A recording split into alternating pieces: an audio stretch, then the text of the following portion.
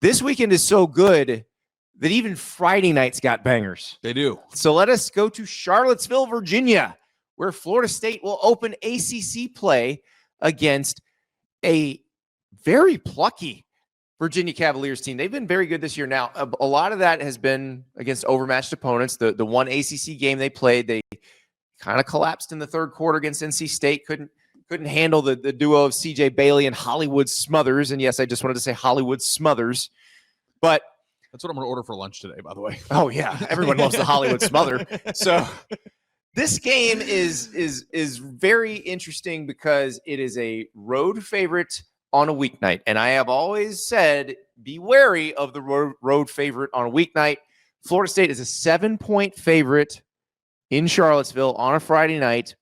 Now, a lot of this is, what do we think about Florida State? What do we know about Florida State? We saw them against Alabama. So we've seen them against good competition playing well. They've then gone and just annihilated overmatched opponents, which, given what we saw from Florida State last year, feels like massive progress. Yeah, they're scoring points at will. Everything looks easy for them right now. Yeah. So, there are a handful of teams, and I think we should have a segment of, is this team really good this week? Because there are like 10 teams that are 3 or 4-0 right now that may be very good, but may not be. We don't know yet. I think Florida State probably is not in that category, because beating Alabama the way that they did means something, regardless of how you feel about Bama. Well, and Florida State's going to play Miami next week. So, we'll know. Yeah, and I certainly cannot wait for that game, Andy. But, I think that there's enough circumstantial and direct evidence in this case to think that Florida State's at least a very good football team. Yeah. Now, the question that we're going to face a lot this week, Andy, as Big Ten gets into play and you have some weird, time slots and you have weird traveling. This doesn't apply travel-wise to this because this is an ACC game. Are you going to pick the teams or are you going to pick the spot? And that's the hardest part, because it is a very challenging spot.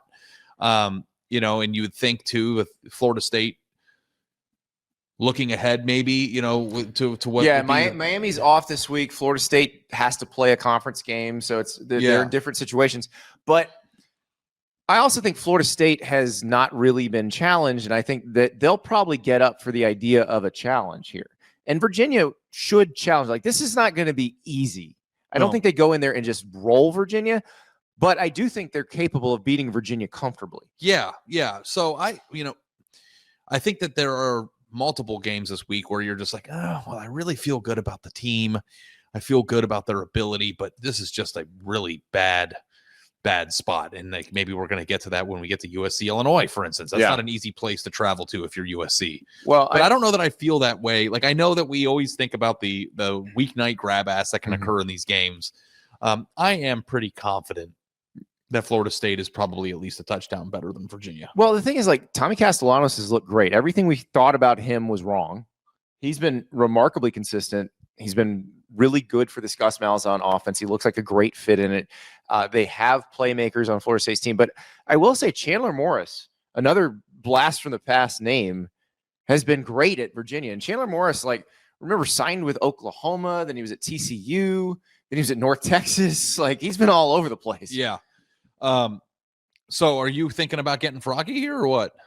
I have a hard time doing that. I think Florida State's been so consistent this year, which, if you'd told me 2 months ago that we'd be saying Florida State was one of the most consistent teams in America over the first month of the season, you're really?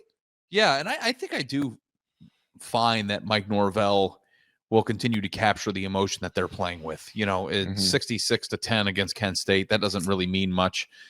East Texas A&M, which I didn't know was a school until 2 weeks ago, 77-3. I don't know how much stock you put into that, but watching them just bowl over people a year removed from when every single game and every single possession looked difficult, it's just such a breath of fresh air. Yeah, everything looked so hard for them last year, but and this is you look at their leading receivers, Deuce Robinson, who was a guy you loved as a recruit, and he goes to USC, and now he is showing up in the way that you wanted him to. 8 catches for 199 yards, averaging almost 25 yards a catch. Yeah.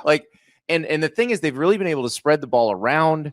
They've got, I don't know. I just feel like this is exactly what Mike Norvell dreams of doing. And it makes it really hard to explain last year.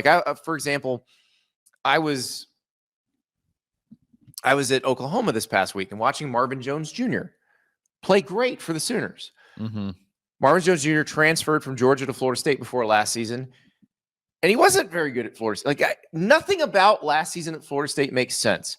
And, we said all offseason we don't think Mike Norvell forgot how to coach, but we said that in the context of we think they will be better this year, but not great. Yeah. We're about to find out if they can be great. And I'm pretty excited to see that. Andy, I do think that I'm going to get froggy here. Chandler Morris. Got those Chandler Morris stats. I think Florida State's going to win. I think it's going to be one of those weeknight games that, You just said there was going to be no weeknight grab ass. Why is there now going to be weeknight grab ass? I'm changing my mind. Okay. I think that Virginia has been a average to slightly above average team so far this year. Florida State's looking ahead. They're on the road. It's Friday night. I think all those things. So you're saying the Chardonnay is going to be flowing in Charlottesville? Yeah, I don't know. I think that Florida State will win, but this line does seem sneaky, but also, too, you were looking at Bill Connolly's ratings. I'm looking at Tyler Shoemaker's ratings, and I'm seeing that this could be in some books or some schools of thought a 3.5 point spread. The power rankings, the various power rankings do seem to like Virginia a lot. Yeah, which is interesting to me. And that seems to happen too when a team has scored fairly well this year. Like Virginia has put the ball in the air pretty effectively, and even in their single loss, they lost. Offensively, they scored 31 points, and NC State I think is a pretty good football team. So I think that Florida State will win. I do, but I'm going to take the 7 points and hope for the best there. Okay, so you are feeling froggy, and I appreciate that, Ari. I'm glad because I want to be on the other side of you on some of these things so that I can be right and you can be wrong. Yeah, we haven't talked about this. I don't know what it's going to look out or like how it's going to pan out on this episode. Is there a lot of tricky games here? And I don't know if we're going to be how we're going to fall on these things because, again, we don't talk about these things before we do them. So I don't know if Ari and I agree on any of these. But I am going to go ahead and take Florida State to cover the 7 here because they've been so consistent so far. And it's looked so smooth. And, I watched the whole Virginia NC State game, and obviously CJ Bailey's very good. And I thought Chandler Morris played really well against that defense, but that defense is not Florida State's defense. Yeah. And I think that's going to be the problem is it's going to be a little bit harder for Virginia to score here. And I don't know how well they can stop Florida State. So yeah. I will take Florida State to cover. The most difficult things about betting in these types of shows, Andy, is that on one hand, you have what your brain thinks and what your gut thinks, which is Florida State looks like a wagon this year. They're beating the crap out of everybody. They got Miami. We're making plans about going to the game in a few weeks. And it's like you don't, from an intellectual standpoint, really put together, well, why would this game be closer than a touchdown?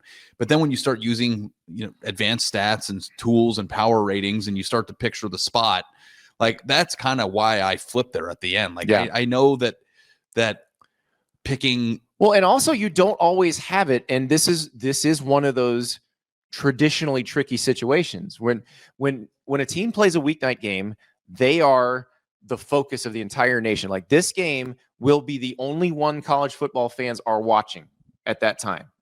So I think people tend to get up for that, and especially when you're the home team. And so if you're the road team who's expected to go into this situation and win, it is more difficult for you to do that. So I get why there would be some reluctance to take Florida State. And also try to keep in mind too, how many times are you watching a game on Saturday and you're just like, how is this happening? It happens 10 times a weekend. Yeah.